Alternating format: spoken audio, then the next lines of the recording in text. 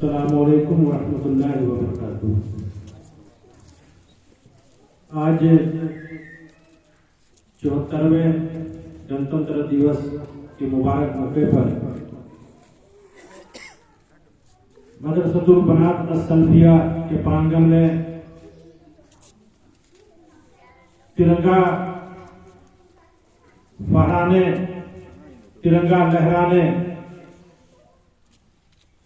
के शुभ अवसर पर, मुबारक मौके पर मदरसतुल बनात अस-सलफिया के प्यारी प्यारी बच्चियों और इस मदरसे के लिए दिन रात एक कर देने वाले मदरसे के रूह रवा हाफिज जाकिर हुसैन नदवी साहब और लगातार इस मदरसे को कामयाब करने के लिए लगातार मेहनत करने के लिए जाने जाते हैं डॉक्टर कमरुद्दीन साहब, डॉक्टर मलिजुद्दीन साहब और हाफिज साहब के कंधे से कंधा मिला करके लगातार चल रहे मास्टर फारूक साहब, हमारे उस्ताद मौलाना अलीमुद्दीन साहब, मौलाना मंजूर सफी साहब, रियासत साहब, मुख्तार साहब,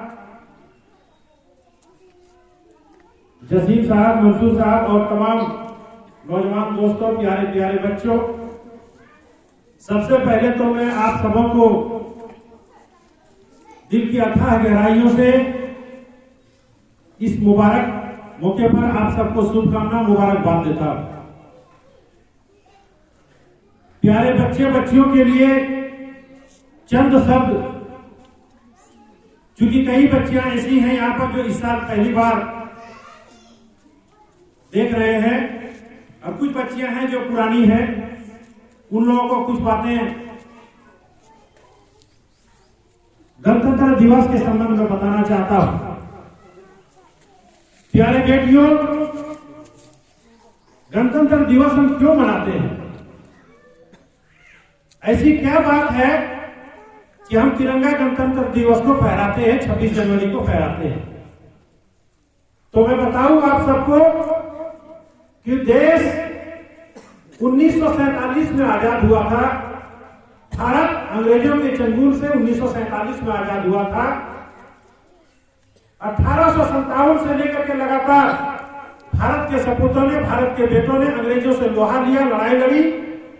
90 साल तक लगातार लड़ने के बाद अंग्रेजों को भारत से भगाया और 1947 में आजादी मिली। हमारे बेशुमार कुर्बानियों की वजह से देश आजाद हुआ। हमारे पूर्वजों ने बेशुमार कुर्बानियां दी है इस आजादी के लिए। हम आज यूं ही तिरंगा को नहीं लहराते हैं, नहीं फहराते हैं, बल्कि उसके लिए हमारे पूर्वजों ने अपनी जान की कुर्बानी दी है। भगत सिंह, चंद्रशेखर आजाद, अशफाकुल्लाह खां और लाखों लोगों ने अपनी जान की कुर्बानी दी है, जान कुर्बान कर दिया है, बलिदान कर दिया है, तब आज हम आजाद हैं।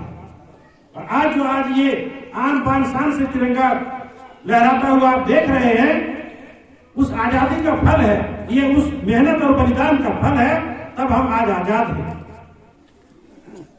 और एक बात मैं आप सबको बताऊं कि 1947 में देश आजाद हुआ, लेकिन हमारे देश में आजादी के बाद भी अंग्रेजों का कानून चलता था और अंग्रेजों के कानून की वजह से हमारे देश के लोगों को सही ढंग से चलने का मौका, सही अधिकार नहीं मिल पा रहा था।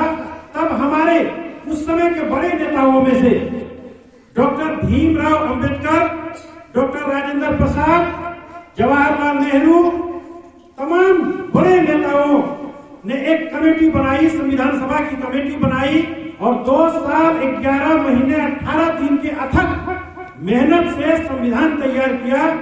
और आज ही के दिन यानी 26 जनवरी 1950 को यह संविधान लागू हुआ, इसीलिए हम गणतंत्र दिवस मनाते हैं।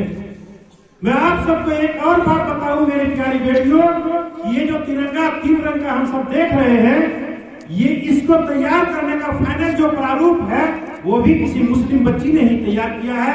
रुकैया बदरुद्दीन तैयबी नाम की बच्ची ने तैयार किया था। पूरे देश में करोड़ों की आबादी थी, लेकिन किसी ने इस खूबसूरत तिरंगे को फाइनल प्रारूप नहीं दे पाया था। बल्कि रुकैया बदरुद्दीन तैयबी ने ये फाइनल प्रारूप दिया था। और इस तिरंगे के बारे में आप सबको दो शब्द और बता दूं, उसके बाद मैं अपनी बातों को समाप्त करना चाहूंगा। आज जो आप इस तिरंगे को देख रहे हैं 3 रंग में, सबसे ऊपर में जो रंग है केसरिया, यानी खून का रंग है। इसका मतलब है कि हमारे देश के लोगों ने, भारत के सपूतों ने अपनी खून की कुर्बानी दी है, अपनी जान की कुर्बानी दी है, अपने खून को बहाया है, तब जाकर के यह देश आजाद हुआ है। इसलिए सबसे ऊपर में बलिदान का प्रतीक केसरिया रंग है, लाल रंग है। और उसके बाद जब देश आजाद हुआ और देश में शांति आई, तो शांति का प्रतीक होता है सफेदी का रंग, इसीलिए बीच में सफेद रंग दिया हुआ है। और अंत में हमारे देश के रहनुमाओं ने तय किया कि भारत को हम किसान प्रदेश के रूप में मशहूर करेंगे, इसीलिए हरा का प्रतीक दिया। इसीलिए हमारा देश आज भी, जब भी आप कोई पहला लाइन में देखेंगे तो उसको आप पढ़ेंगे, देखेंगे, भारत एक कृषि प्रधान देश है। भारत एक कृषि प्रधान देश है और खेती हमेशा हरा भरा होता है, इसलिए नीचे में हरा रंग दिया गया है।